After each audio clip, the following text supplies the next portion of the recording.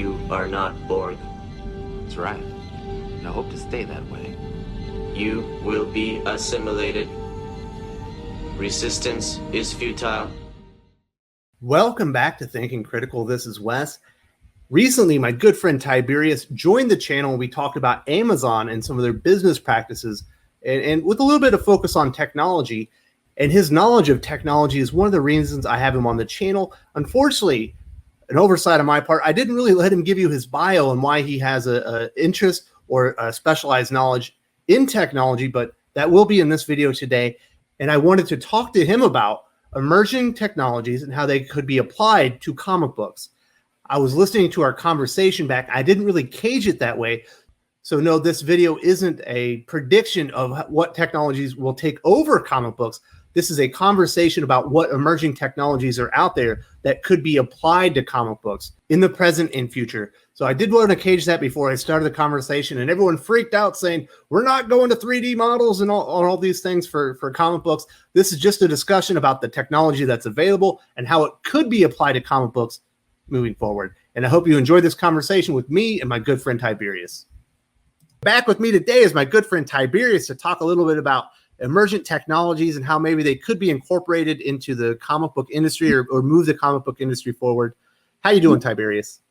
I'm doing pretty good. Thanks for having me on again. All right, Tiberius, we didn't really go into this. Why are you my go-to guy for technology, in some of these topics? What can you say about yourself and why you might be a wealth of knowledge in these areas? Well, first of all, I have a master's degree in systems engineering from George Washington. And I've spent the last almost 20 years now working on serious technology issues for the U.S. government. Right now, I'm senior technical advisor to a government agency, and probably about 40% of my work involves tracking, monitoring, and figuring out ways that individuals can utilize new and emerging technologies in a threatening manner.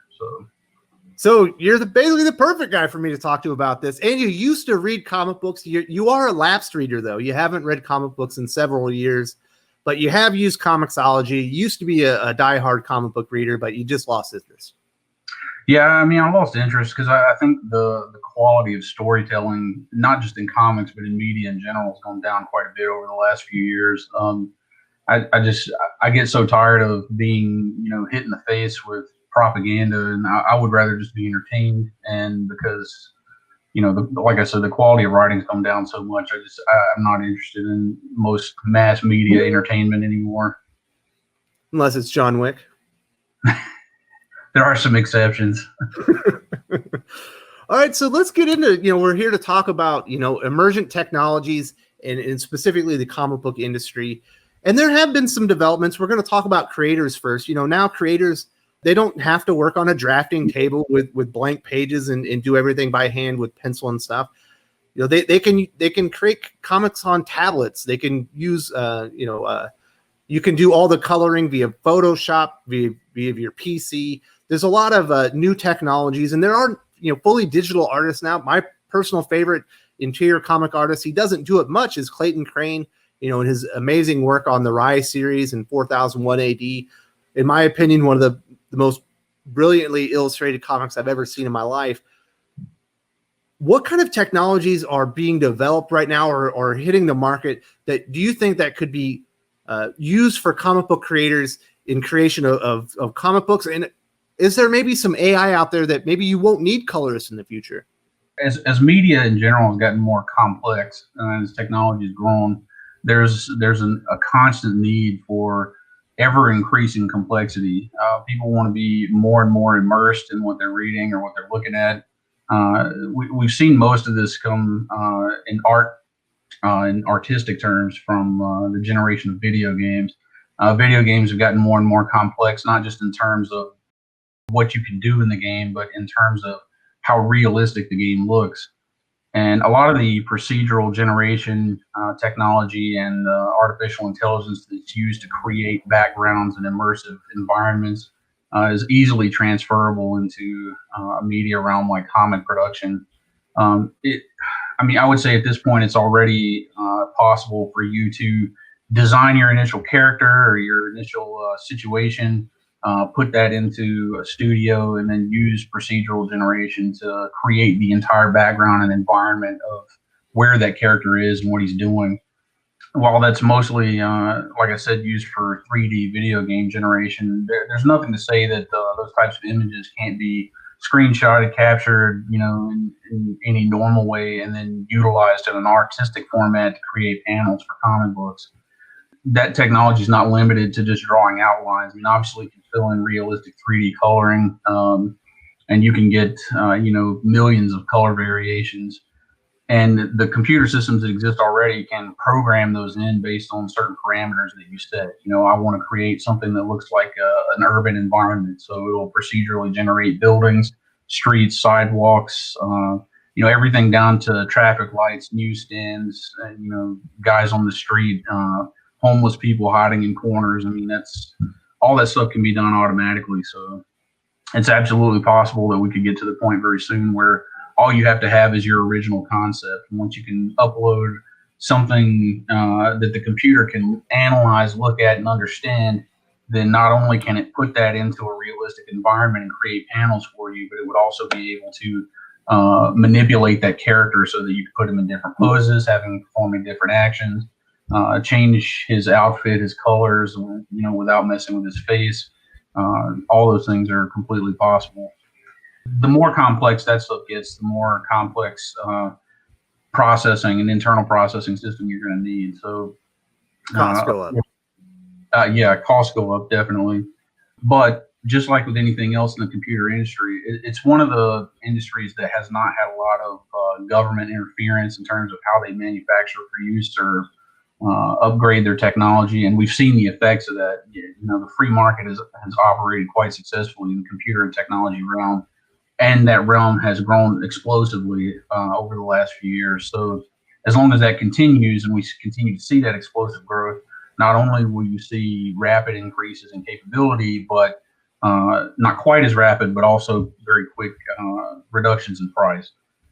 So, computer technology that is far more advanced than what we had 5 years ago, but 5 years ago was unaffordable, is now better and cheaper. And it just takes time for those things to get down to the point where they're affordable for everyone to use. There's an example that a lot of, not a lot, but some comic artists these days will use 3D models when they do it, and they'll kind of trace them. One artist that comes to mind his name is Simon Kudransky, and they stand out really bad, and they look really static in the images, and they aren't. There's no life to the images. They're actually really boring to look at. Do you think, would the computer technology be able to incorporate that, and say that this is, for a comic adaptation, so they could put them in more dynamic poses, maybe throw in some action lines and things like that? Because, comic books you don't want them to look like life. They should be larger than life, and be more expressive than you or I on a regular basis. Absolutely. Just like anything else, technology when it first comes out is raw. And it does things in a very raw way. So what you're talking about now, having static lines, having the things, the objects in the screen look like they're cut and pasted, look like they're patched. We saw this same type of technology progression looking at things like Photoshop. When Photoshop first became a thing back in the early 2000s, people were doctoring photos and things like that. It was very obvious and it was very easy to see, this is a doctored photo, this guy's been cut and pasted, whatever. But as the technology progresses, the ability to integrate and blend becomes much more sophisticated. And as you get more sophisticated processing systems that can handle more and more minute detail, you push your focus down from the larger image down to individual lines and individual spaces within your image, and you can blend those in. And not only can you blend them, but the algorithms that are used by the computer system to make the changes become more sophisticated. And so it gets smarter, and it gets the ability to figure out how to blend it in a way that looks more realistic. As it figures that out with each progressive generation of going through this process and executing that algorithm, it just gets better and better. So, what you're talking about now with having poor image quality, that's only going to get better over time. Moving on, from the creator, it sounds like there's definitely some application there. when we kind of just think about the comic book itself, it's in a transition period right now. Of course, there's been developments. You used to have to put, your cast into the printer, and you'd have to press, your comic book and stuff like that. So you could only really have one cover per comic, maybe two covers, things like that. Of course, we have multiple covers for lots of comics now because they're files now. So that is a change. Of course, we have digital comics now. Do you think in the future, I don't think most things will actually be physical comics anymore. We're talking like 30 or 40 years from now. But how do you think it'll, change in between there? Do you think, digital comics will get better, but also maybe you'll be able to print your comics from home or something like that? So, I mean, people definitely want to be able to print their own things. And we're not just talking about, printed paper. You look at 3D printing and how much that technology has caught on. The ability to print their own comics at home would be something I would think that, diehard comic fans would be very interested in. Whether or not it will become a mainstream type thing, I don't see that. I don't see most people having the motivation to pay what you would need to pay, not just for, a high quality printer that could print out comics quality or printed quality comics, but you would definitely see your more serious fans probably investing in something like that. But I think your bigger point there about 30 or 40 years from now, I don't necessarily think it's going to take that long for pretty much all print media to die out. We've already seen the collapse of major print newspapers, The magazine industry is teetering on the edge of complete annihilation. I don't think comics are going to be any different. People want to be able to access the content. They want to be able to look at it. They want to be able to read it and get entertained by it, and they want it faster and faster. So you're going to have less and less patience with people waiting for delivery schedules, release schedules. You're going to have less and less patience for people wanting to wait until they can get a printable file that they can make their own comic. But at the same time, comics are a collectible, and people want to be able to collect and say, look, I've got this, first edition, first issue, or it's signed by the author or whatever. You won't be able to do that in the digital realm.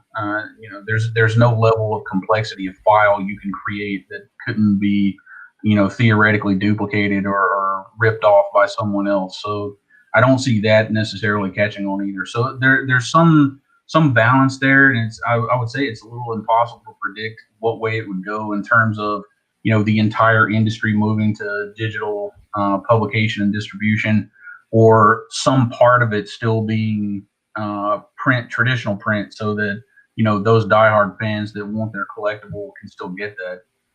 There's some cases now where you look at the Kickstarter projects or Indiegogo, anything like that. Yeah, anything where there's crowdfunding, people investing in something. Some of the top tier donation gifts that you get for that are an actual physical collectible that you can hold your hands on. So I mean that's a possibility where Marvel produces a whole new line of comics, and then to their biggest fans, their biggest contributors, people that show up or donate or advertise for them, they may still get a physical copy that they can hold as a collector's item. One of the real issues with digital right now is like the reader. Like I said, you've used comixology. It is a terrible reading experience. I would rather have a PDF on my tablet than have to use comixology because there's lag. Using their little jump to panel thing is one of the worst reading experiences of my life. Even when you don't use the jump panel thing, where it doesn't react correctly like it does even with just a PDF. So there has to be a better way to do a reader. And then like if we look over at the Japanese market with manga, like Shonen Jump, they've kind of cracked the code where they have a really cheap, affordable subscription application where you pay, I think it's like $2 or $3 a month, but you get access to like 40 ongoing series, and they come out like weekly, and you finally get your 12 pages of whatever story. Do you think it's a reader issue, or do you think that Western comics need to move to more of a subscription type model like Japan has? I think it's probably going to end up being more of a subscription type model. I mean, you can look at things like Netflix and see that people are more interested in having that. They want to pay for that premium access and then just be able to look at whatever content is available in that market. It'd be a little bit different for comics. They're owned by a bunch of different people. They're written by a bunch of different people. But at the same time, you have major players like Marvel and DC and Image. Something like that will eventually come along. I don't think there's anything like that now. What's most likely, from my perspective, is my opinion. You'll see some type of subscription service like that where you have the ability to just pay your fee, and then every month you can access whatever titles are available under whatever subscribed producer you have access to. We do have comixology unlimited, and Marvel. I think it's Marvel Unlimited and DC Universe, but all the comics available, they're all old.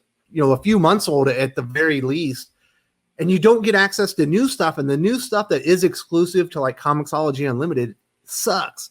So do you think that Marvel and DC, for them to fully go over to a digital model, they're going to have to do it subscription, but allow access to the new material as well?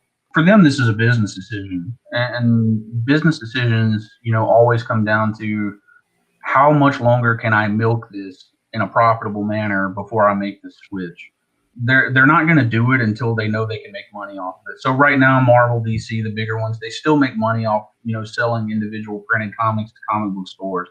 And I believe on comixology, Amazon takes, I think, 70% of the price. Mm-hmm. Yeah, and those business models will change or fluctuate based on which companies are involved, who's paying for what, who's buying the rights to what, who bought who out. All that type of stuff will work itself out through natural market forces over time. However it is right now, I don't think that's you can say for sure that's how it'll be a year from now. The big point though is that the big producers of new content, they're going to look at, where am I going to make the most money? Am I going to make the most money by continuing to put all of my new, most attractive, biggest name titles in digital format, or am I going to make more money from continuing to print them out and sell them to comic book stores? Once they reach that tipping point, and it's a natural tipping point, it happens with pretty much every technology that comes out, they'll get to a point where the digital media profitability will exceed the print media profitability. And at that point, they'll begin to make the switch. So I would say most likely, especially with new content producers like Marvel and other comic producers, they'll probably tie that to the release of some new storyline or some new big character arc or something like that. They're going to wait for a golden opportunity to not only make that switch, but to yank as many customers from the old way into the new way at one time as they can. But still, I don't think this is a technology, issue at this point. I think it's a business decision, and it's just going to boil down to when they think they can profit off of putting their newest content on the digital format. As far as comic book retailers, it's been a tough market, for a very long time. It's really difficult for a small, mom and pop comic shop to just offer comic books. Whether it was like Beanie Babies back in the day, right now it's Funko Pops, Magic the Gathering. That was huge for a long time. Pokemon. Right now, if you go into some of the larger, small businesses that are comic shops, tabletop gaming is in there as a way to entice people to come into the shop and keep people looking at the comics while spending their money in other places. Is there a new technology that's relatively cheap that you think comic book retailers should be looking at as something to bring in new eyes into their store and show them their products? I would say what you're talking about in terms of them having to come up with other reasons for people to come into their store, that needs to be their focus, because people don't like going out to shop anymore, period. I mean, look at the success of Amazon, and that will tell you right there that, having to physically go to a store to get what you want is going the way of the dodo. Like the movie theater industry is much less of a service industry, and it's much more an experience industry nowadays. Like your dinner theaters, you go in there, there's a really cool arcade, or there's a bowling alley, the full bar. You can get beers while you're there. So you think, comic shops should be more start looking at providing experiences rather than just service moving forward? Absolutely. I mean, reading a comic book is not a group activity. It's not a social activity. It's not something you need to have other people around to do.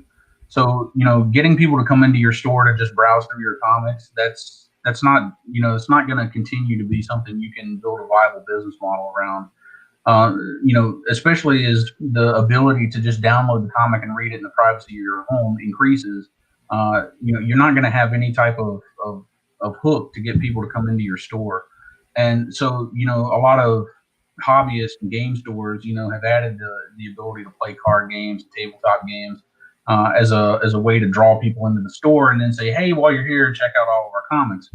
They've got to focus on continuing to keep that experience factor relevant and attractive. I mean, so in terms of investing more in technology to get their comics delivered faster, their comics delivered in a better format, they should be more focused on investing in technology that will continue to enhance that experience. Yeah, I definitely think a lot of like retailers are going to have to move away from just service, because you can get that through e-commerce nowadays, and it's got to be experience that where you feel like you came away with something that you definitely can't get online, which I do think comic shops, obviously, you and I, we both have Netflix. When you go to Netflix and it tells you the suggested movies based on your viewing history, it's always garbage. Right. There's no algorithm that can figure out the stuff that I like. But if I talk to you about the movies I like, or I talk to you about the comics I like, you can probably suggest things that you know about that fit my interest. So that part, you can't replicate, through algorithms, things like that. But, they're probably going to have to offer more to keep people coming in. Yeah, I mean, the social aspect of, why people go to stores to socialize, to see other people, to talk to them, to interact with them, that needs to be their focus. You need to get the people in the store, to have that unique experience that cannot be provided or duplicated by a machine. Yeah, so I know a friend, he's going to be offering like art classes, art lessons for kids and things like that. So those are kind of some of the ideas that I've heard that are really good. Maybe we can come back and talk about that one a little bit more in depth, because that's probably another 20-minute just discussion about what experiences you could bring. But James, I really appreciate your time and coming here and talking about emergent technologies and how they could be affecting the comic book industry moving forward. Yeah, absolutely. Thanks for having me.